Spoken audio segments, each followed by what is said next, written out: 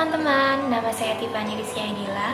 Di sini saya ingin bercerita mengenai kampung kelahiran saya, yaitu Kabupaten Subang. Yuk disimak videonya.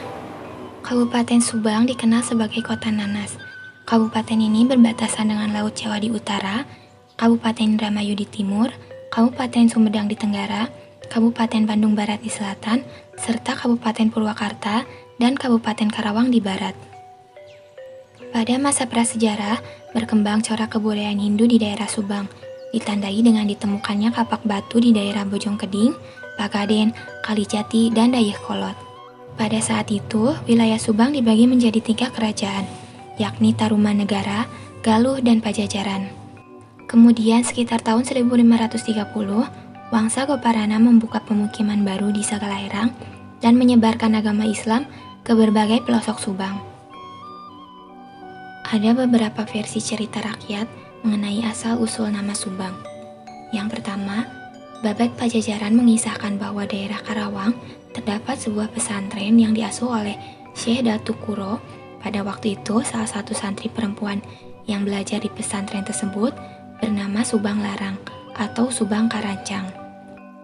Seiring berjalannya waktu, Putri Subang Larang dipersunting oleh Raden Permanah Rasa yang bergelar Prabu Siliwangi sebagai Raja Pajajaran.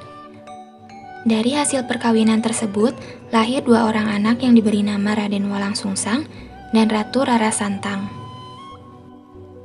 Kemudian cerita lainnya, ada yang berpendapat bahwa kata Subang berasal dari kata Kubang. Berdasarkan pada cerita rakyat, dikisahkan bahwa di daerah Subang, tepatnya daerah Rawa Badak, terdapat kubangan atau rawa tempat mandi badak. Dari situlah nama Subang berasal. Pasca runtuhnya kerajaan Pajajaran, wilayah Subang seperti halnya wilayah lain di Pulau Jawa menjadi rebutan berbagai kekuatan.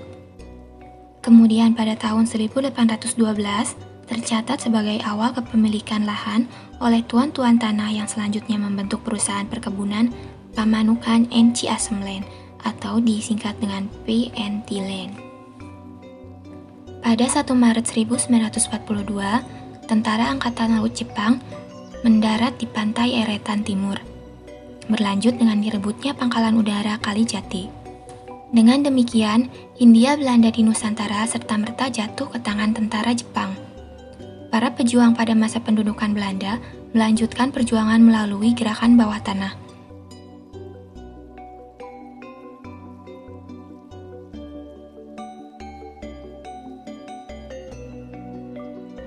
Nah, gimana?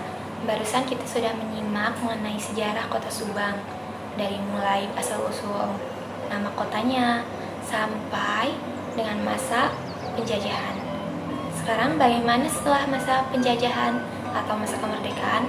Yuk simak lagi. Proklamasi Kemerdekaan Republik Indonesia berimbas pada didirikan berbagai badan perjuangan di Subang, antara lain BKR, API, Presindo, Laskar Uruh, dan lain-lain. Banyak antara anggota badan perjuangan ini yang kemudian menjadi anggota TNI.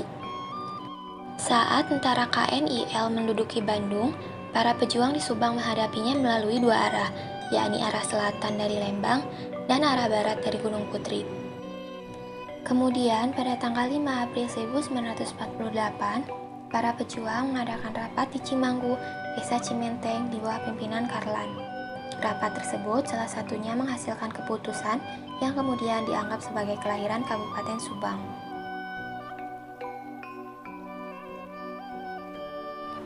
Sekian sejarah mengenai kota Subang. Sebagai penutup, mari kita tonton video bagaimana keindahan Gunung Canggah dan Sari Ater yang ada di Subang yang diambil oleh Kang Ritsi dan Kang Adit.